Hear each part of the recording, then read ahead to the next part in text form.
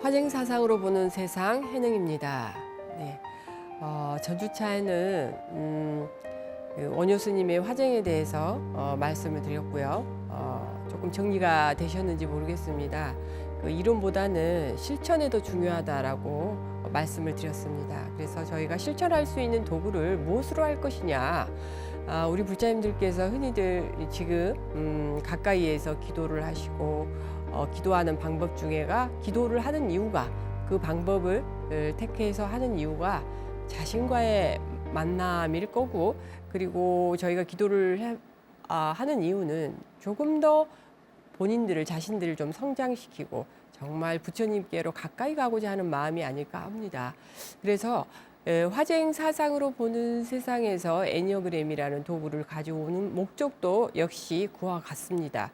애니어그램이라는 도구를 통해서 좀 더 나와 가까워지고, 그리고 나를 변화시켜서 정말 궁극적으로 우리가 깨달음을 얻고, 매 순간 깨달음이 저에게 아마 들어올 것이라고 저는 보고요.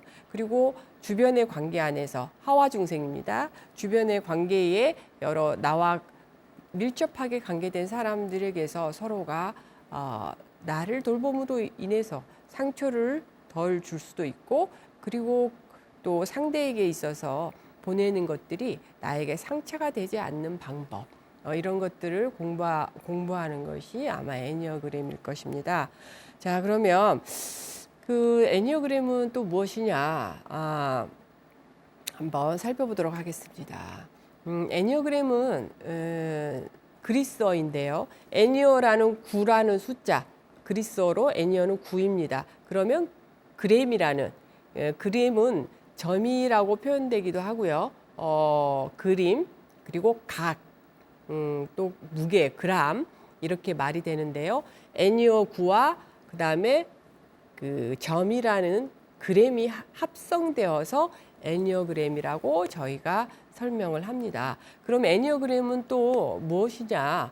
그럼 애니어그램을 설명을 할 때 애니어그램이라는 도구를 저희가 가져와서 하는 이유는 저번 주차에 말씀을 드렸듯이 저희 각자 자기를 만나는 도구가 여러 가지가 있어요. 자기를 만나서, 그리고 좀 더 자기를 성장시켜서 부처님께로 가까이 가고자 한다. 부처님께로 가까이 가고자 하는 것을 저희가 깨달음이라고 얘기를 할 때, 그 깨달음 순간을 맞이하는 참 나가 있습니다. 그럼 참 나를 어떻게 만날 수 있느냐? 젖주차에 말씀을 드렸듯이 철로가 있다면 그 위에 전차가 있습니다. 이것들이 서로가 고정되어 있지 않고 서로가 만나서 운영을 되는 것이 참 나라고 합니다. 그러면 고정되어 있고 고정되어 있지 않고 운영되어 있다라고 얘기를 하는 것은 애니어그램 안에서 성장을 목표로 할 때 우리가 깨달음을 하나의 목표점으로 하고, 그리고 하하 중생을 목표점으로 하고, 행복을 목표점으로 한다면 그 목표점을 가기 위해서 우리가 만나야 될 것들, 그 첫 번째 만나야 될 것들이 만나는 것이 나입니다. 내 자신. 그러면 참 나를 만나기 위해서 무엇을 해야 되느냐? 가만히 있어서는 만날 수가 없어요. 내가 가지고 있는 나에 대한 이해가 필요해요. 그것을 우리는 운용이라고 합니다. 운용. 그래서 철로 위에 열차가 운영이 되었을 때 철로와 열차는 그때서야 제 역할을 하게 돼요. 철로는 열차를 만났을 때 정말 철로가 필요하게 되고, 그리고 또 열차는 철로를 만났을 때 열차에 정말 참으로 열차가 할 수 있는 그 역할을 제대로 해낼 수가 있는 겁니다. 서로 이탈해서는 안 돼요. 자, 이것은 무엇과 같으냐? 불성과 중생심과 같습니다. 자, 이제 저번 시간에 화쟁에 대해서 얘기를 할 때도 공과 유를 말씀을 드렸었고, 진과 속을 말씀을 드렸어요. 만약 지금 저희가 기도를 하기 위해서 절에들 많이 가셔요. 지금 또 백중기간이기도 하고, 그 기도를 하는데 그 법당이라는 절이라는 도량 안에서 각기 역할들이 둘이 아니다. 가서 여러분들이 만약 기도만 백중의 조상 천도 기도만 올려놓고 본인들은 기도하지 않는다면 그것은 참다운 운용일까요? 그게 우리가 불교를 만나서 조금 더 성장하고 깨달음을 얻고 자기 수행을 해서 본인들을 변화시켜 나가는 데에 기도는 스님의 몫이다라고 본인들은 기도를 올려놓고 그리고서는 각자 사시는 생활에만 에너지를 쏟는다면 그것은 저희들이 흔히 얘기할 때 참불자라고 아니라고 말을 하잖아요. 이렇듯이 참나를 만나는 데에 이것도 같습니다. 본인들이 노력을 해야 해요. 자, 이제 노력하는데 그 도구가 애니어그램이라고 얘기했을 때 이 애니어그램은 현실적으로 원효 스님의 화쟁 사상을 우리가 뭘로 체득할 수 있느냐? 거울이 필요한 거예요. 거울 안에서 내 자신을 보려면 무엇인가 나를 비추어 볼 수 있는 거울이 필요한 거예요. 그 거울 역할을 하는 것이 애니어그램입니다. 그래서 애니어그램 안에서는 큰 원 안에 원을 9등분으로 나누어서 거기에 1부터 9까지 숫자를 매겨놓고 그 숫자 위에 각 본질들의 1, 2, 3, 4, 5, 6, 7, 8, 9가 지향하는 깨달음으로 가기 위함이든 아니면 자신을 만나기 위함이든 우리는 하나의 본질은 가지고 태어납니다. 이것을 습관이라고 얘기를 해요. 이 습관이 우리는 업으로도 표현됩니다. 왜? 습관이 많이 누적되어서 그게 업이 돼요. 전생에서부터든 아니면 금생에서도 우리가 자라서 부모와 관계 안에서 또 친구의 주변의 많은 관계들 안에서 저희는 나라는 것을 참 나가 아닌 나라는 것을 유지하기 위해서 뭔가 하나의 패턴은 본능적으로 무의식적으로 하고 있다. 이것을 우리는 애니어그램 안의 본질이라고 얘기합니다. 어떻게 보면 불교 안에서는 각자의 자기 업을 바라보는 시간일 수도 있겠어요. 그래서 화쟁에서의 궁극적인 목적이 통합이라면 그 통합이 둘이 아니다 하나라고 얘기했을 때 이 하나의 긍정 방향으로 갈 수 있도록 원효 스님은 회귀할 수 있도록 도우셨듯이 자 애니어그램 안에서 저희가 통합을 원하는 것은 이것도 통합의 목적이 있습니다. 그 통합의 목적이 무엇이냐? 흔히 저희 불자님들께서 업하면 굉장히 부정적으로 다가오시는 분들이 많으세요. 저희 불자님들이 절에 오시면 스님 저희가 업이 많아요. 업이 두터워요. 이렇게 말씀을 하시는데 그 안에는 부정이 있어요. 근데 업은 자성이 없어요. 자성이. 업은 부정적인 것도 긍정적인 것도 아니에요. 근데 저희가 어떤 행동의 패턴들을 어떤 사고를 그리고 어떤 정서를 가지고 그 시간 매 시간 관계 안에서 했느냐에 따라서 이것이 부정적인 어떤 과가 되는 거고 또 긍정적인 과가 돼요. 그래서 저희는 긍정적인 과보다는 부정적인 부분에 더 많이 개선하고자 하는 저희한테는 선심이 있어요. 그러다 보니 저희는 업이 참 두텁고 부정적으로 느껴지지만 그렇지 않습니다. 그래서 이 자기 참 나를 찾아가는데 자신을 운용해 가는 데에 우리가 부정적이라고 생각하는 이 업도 애니어그램을 통해서 저희가 조금 의미를 다시 한번 새겨볼 필요가 필요해요. 그래서 애니어그램에서 통합이라고 얘기하는 거, 화정에서 둘이 아니라고 얘기하는 거에 있어서는 저희가 비통합과 통합이 있어요. 그래서 긍정적인 에너지와 부정적인 에너지를 거울을 통해서 내가 바라본다면 쉽게 얘기하면 제가 지금 카메라 앞에 거울이 있다라고 봐요. 거울이 있으면 제가 웃고 있는 얼굴을 내가 스스로 보고 있다면 웃고 있는 얼굴을 우리는 긍정이라고 비유를 해보고요. 그 다음에 화내는 얼굴을 부정적인 부분이라고 비유를 해봐요. 그렇다면 저희가 거울이 있을 때 스스로가 화내는 얼굴을 딱 보는 순간 굉장히 놀랄 겁니다. 내가 이렇게 그렇게 했구나 라고 알아차리고 걷어들이는 거예요. 불교 안에서 불교는 불교하면 마음하면 마음 공부 일심이라고 얘기를 해요. 마음 공부 결국 뭐예요? 마음 공부 알아차림이에요. 알아차림. 그래서 빨리 일심 본 마음으로 돌아올 수 있어야 합니다. 그래서 그거를 볼 수 있는 도구가 애니어그램입니다. 그래서 이 애니어그램에 이제 공부하시다 보면 1부터 9까지에 있는 숫자가 각 방향성을 가지고 화살표가 주어지게 돼요. 두 개의 화살표가 주어집니다. 하나는 통합 방향의 화살표, 하나는 비통합 방향의 화살표가 주어집니다. 이 두 화살표가 내 마음이 긍정으로 가거나 부정으로 가거나 내가 원하는 원력으로 간다거나 아니면 나태한 마음으로 간다거나 이런 것들의 흐름을 형성되는 것을 마치 거울 앞에 서서 자신을 바라보는 것처럼 볼 수 있게 합니다. 그래서 이 9가지 점은 인간의 9가지 중심 본질의 지적, 정서적 그리고 행동적인 동기와 특성을 지니고 있다라고 애니어그램에서는 정의를 해요. 자, 이제 저희가 몸을 볼 때, 그 다음에 저희가 몸을 봅니다. 역사와 의미를 설명하기 전에 몸을 보면 저희가 본질이라고 얘기할 때는 보통 가슴에 있어요. 가슴에. 다시 한번 저희가 다시 돌아가 볼게요. 자, 원주의 구둥분울의 지점이 두 개의 화살표가 되는 부분을 다시 한번 설명을 드리고 제가 가야 될 것 같아서요. 그래서 본질이 가운데 있고 양 날개가 있고 그다음에 통합과 비통합이 있습니다. 그래서 여러분들이 저랑 앞으로 공부하는 동안 애니어그램을 할 때는 거울을 옆에 하나를 두신다거나 아니면 자기의 신체 그림, 머리가 있고 팔이 있고 몸이 있는 그 그림이라도 옆에 이렇게 딱 두고 진행을 하시면 아마 이게 더 체험하실 수가 더 실질적으로 경험하시기가 더 좋을 것 같습니다.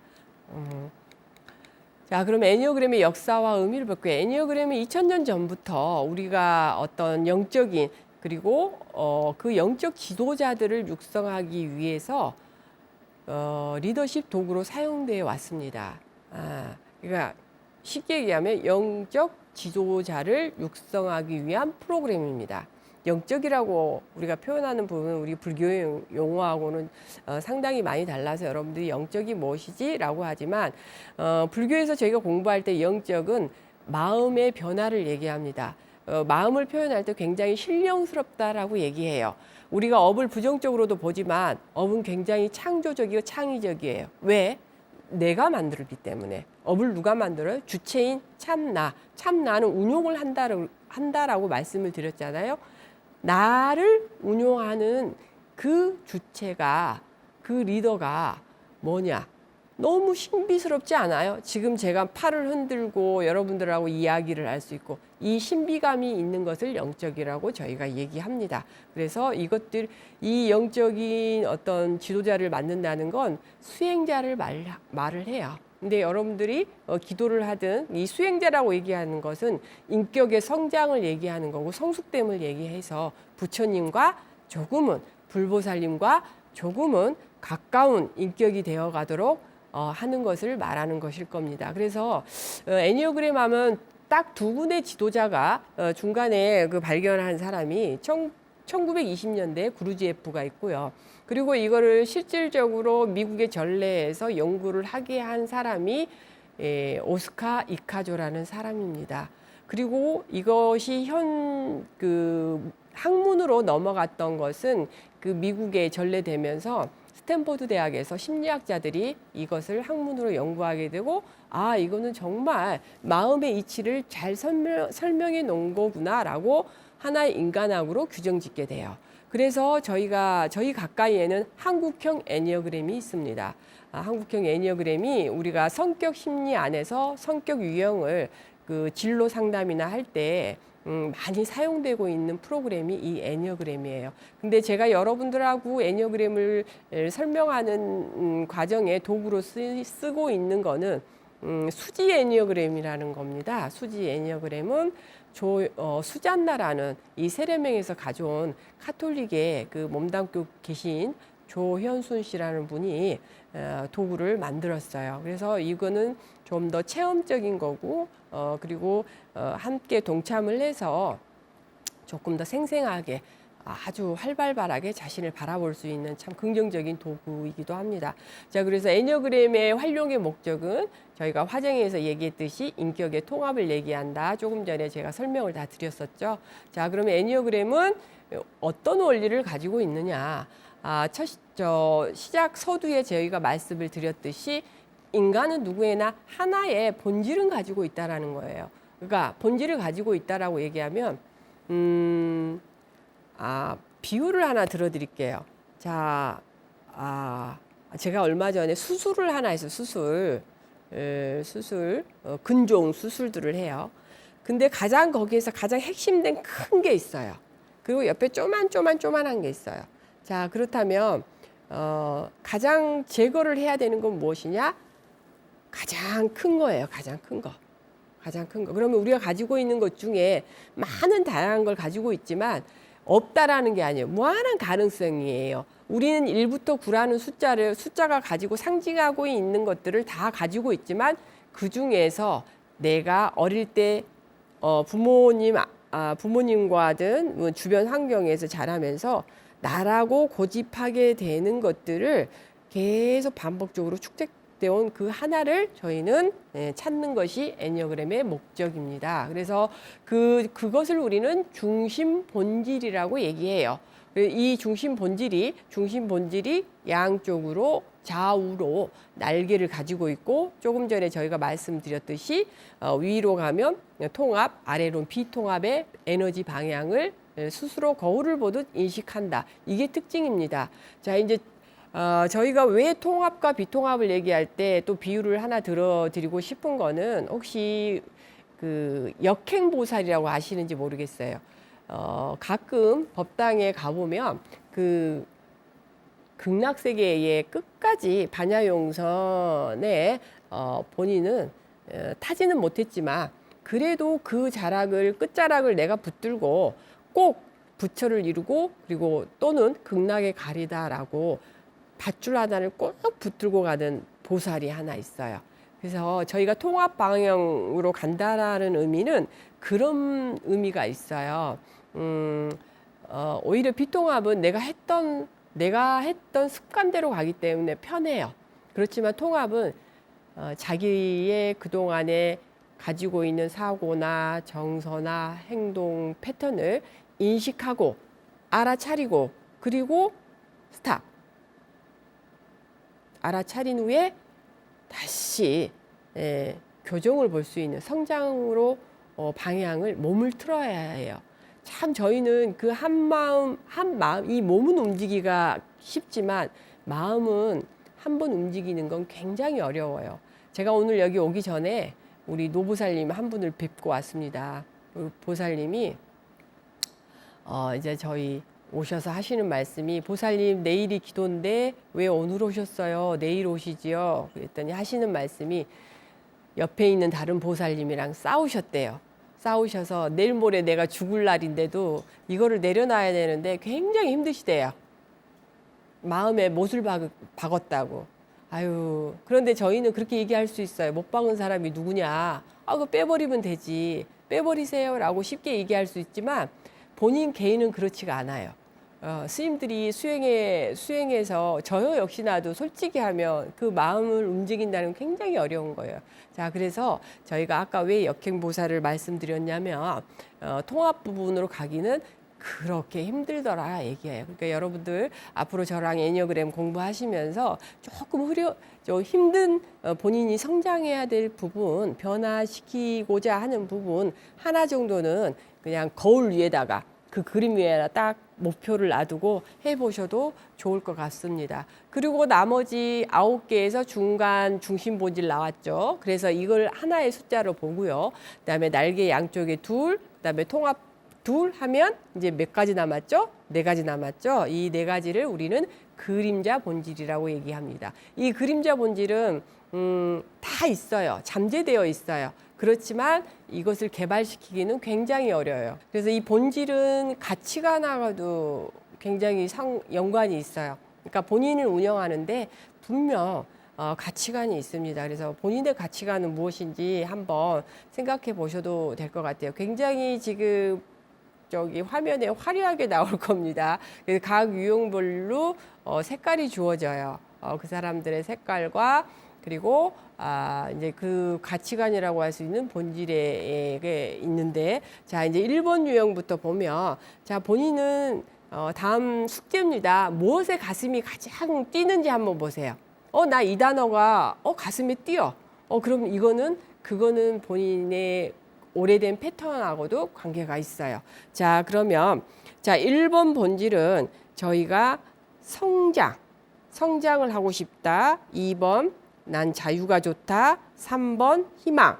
그다음에 4번 독창성, 5번 지혜, 6번 믿음, 7번 협력, 그다음에 8번 자비, 9번 무조건적 사랑.